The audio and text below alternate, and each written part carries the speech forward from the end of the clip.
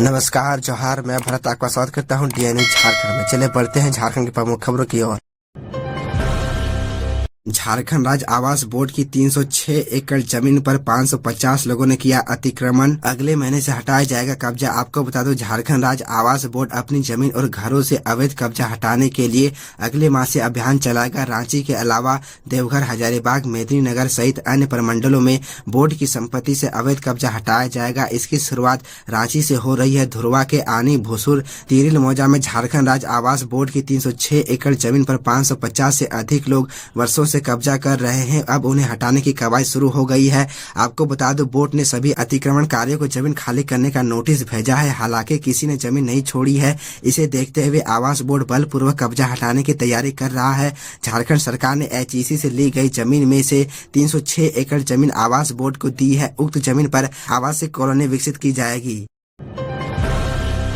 डुमरी विधानसभा उपचुनाव यशोदा देवी से हो सकता है बेबी देवी का मुकाबला। आपको बता दो, बेबी देवी की शपथ ग्रहण की खबर के बाद से डुमरी में होने वाले विधानसभा चुनाव की चर्चा तेज हो गई है। कभी भी उपचुनाव की घोषणा हो सकती है। सूत्रों से मिल रही खबर के अनुसार बेबी देवी का मुकाबला यशोदा देवी से हो सकता है। यशोदा देवी आईएसओ उम्मीदवार के तौर पर उपचुनाव में बेबी देवी के सामने होगी। हालांकि इसकी आधिकारिक घोषणा अभी नहीं हुई है। यह लगभग तय माना जा रहा है कि इस बार भाजपा और आईएसओ मिलकर चुनाव लड़ेगा। एनडीए उम्मीदवार के तौर पर यशोदा देवी महागठबंधन से झामुमो की प्रत्याशी बेबी देवी को चुनौती देंगी। दरअसल आपको बता दो, आंकड़ों पर गौर करें तो बीते विधानसभा चुनाव में मिले वोट के अनुसार अगर भाजपा और आजसू साथ आते हैं तो झामुमो के लिए मुश्किल होगी। बीते चुनाव में भाजपा के प्रदीप साहू को 36,000 वोट मिले थे। अगर यशोदा देवी के वोट में प्रदीप साहू के वोट को जोड़ दिया जाए तो यह 72,000 हो जाता है, जो कि दिवंगत जगन्नाथ महतो के वोट से अधिक है।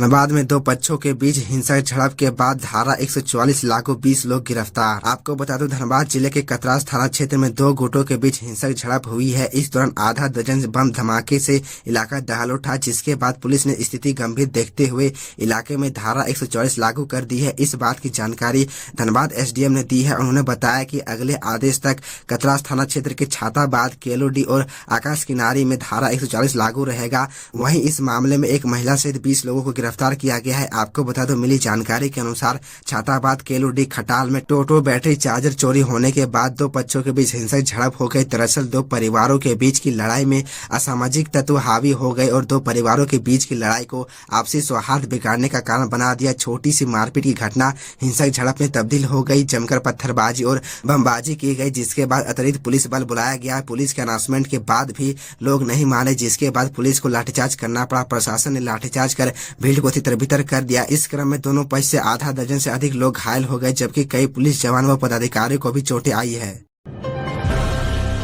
बाबूलाल मरांडी ने सीएम हेमंत सोरेन से की राज्य में जमीन घोटाले की एसआईटी जांच कराने की मांग। आपको बता दो, पूर्व सीएम बाबूलाल मरांडी ने राज्य भर में जमीन घोटाले की आशंका जताई है। साथ ही इसकी विशेष जांच कराने की मांग सरकार से की है। इस संबंध में सीएम हेमंत सोरेन को शनिवार को पत्र भी लिखा है। कहा है कि राजधानी रांची में सेना की जमीनों पर फर्जी दस्तावेजों के जरिए कब्जा का मामला सामने आया। देवघर में मंदिरों की जमीनों का सौदा भी दिखता है। राज्य में बहुत बड़े पैमाने पर सरकारी जमीनों की जालसाजी हो रही है।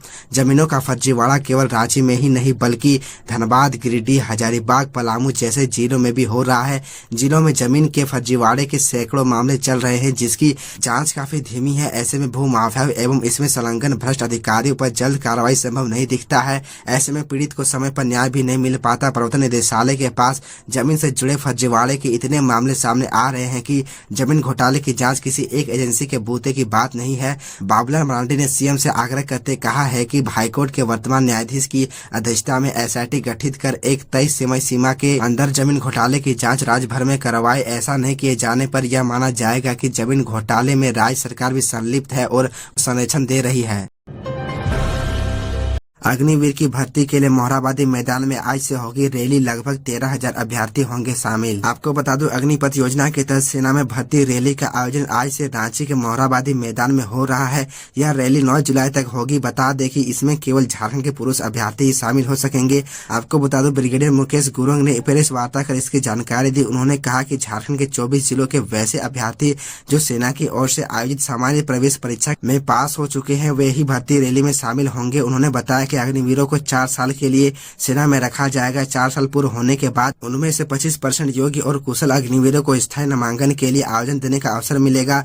बहाली प्रक्रिया में 21 वर्ष तक के अभ्यर्थी शामिल हो सकते हैं। जानकारी के अनुसार झारखंड के लगभग 13,000 अभ्यर्थी शामिल हो रहे हैं जो लिखित परीक्षा में सफल रहे हैं। इस संबंध में अधिक जानकारी के लिए अभ्यर्थी www.joinindianarmy.nic.in वेबसाइट पर जाकर देख सकते हैं। तो यह थी झारखंड की टॉप बड़ी खबरें, और इसी तरह झारखंड की छोटी सी बड़ी खबरों को देखने के लिए आप हमारे चैनल DN झारखंड को सब्सक्राइब कर ले और बेल आइकन को प्रेस कर ले, जिससे आपको झारखंड की हर छोटी बड़ी खबरों के अपडेट आप तक पहुंचता रहे।